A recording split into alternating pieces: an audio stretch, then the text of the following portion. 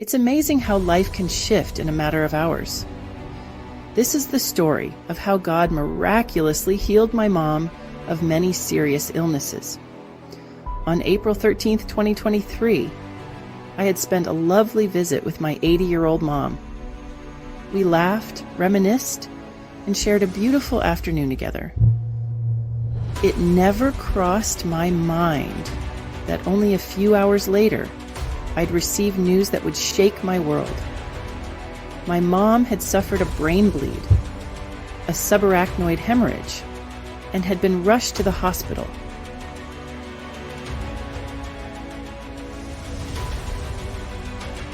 The next day, I made my way to her hospital room, unsure of what to expect.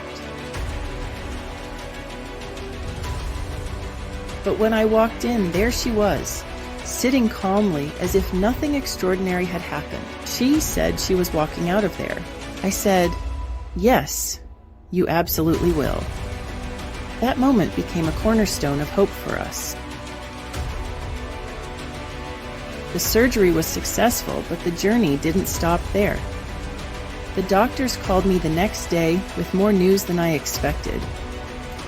Mom had developed blood clots in her lungs, known as pulmonary embolisms. Her white blood cell count was high, signaling an infection. They discovered atrial fibrillation in her heart, abdominal bleeding, and, as if that weren't enough, something suspicious in one of her lungs that needed further investigation. Each new diagnosis felt like another mountain to climb, but my mom's faith never wavered.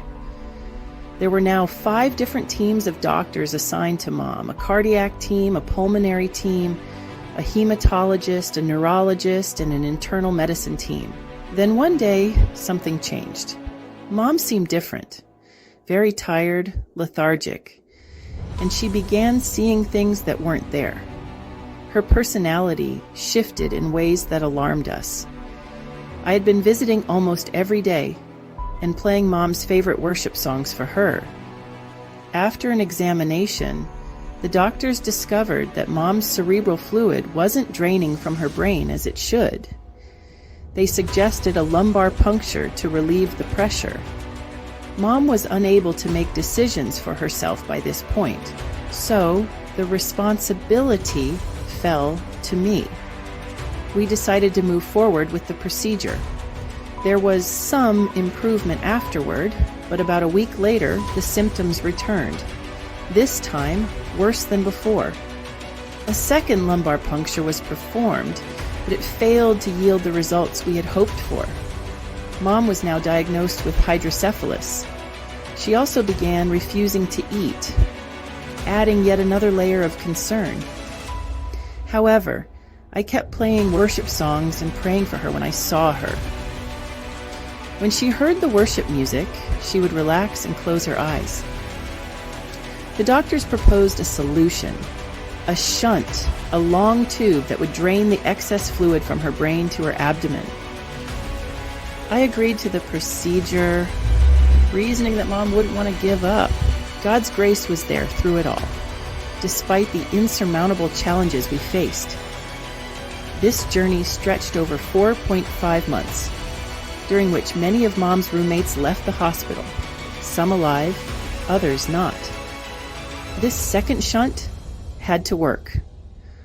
One morning, as I prepared to visit Mom, after I had breakfast with a colleague, I received a call from the hospital. This time, the cheerful voice on the other end took me by surprise. It was my mom. She sounded completely normal. I went back to the hospital to see her. When I entered her room, she was lying in bed, still unable to stand or walk after being bedridden for so long. She said it's as if someone flipped a switch and she was back. Even doctors and nurses were popping in to see her.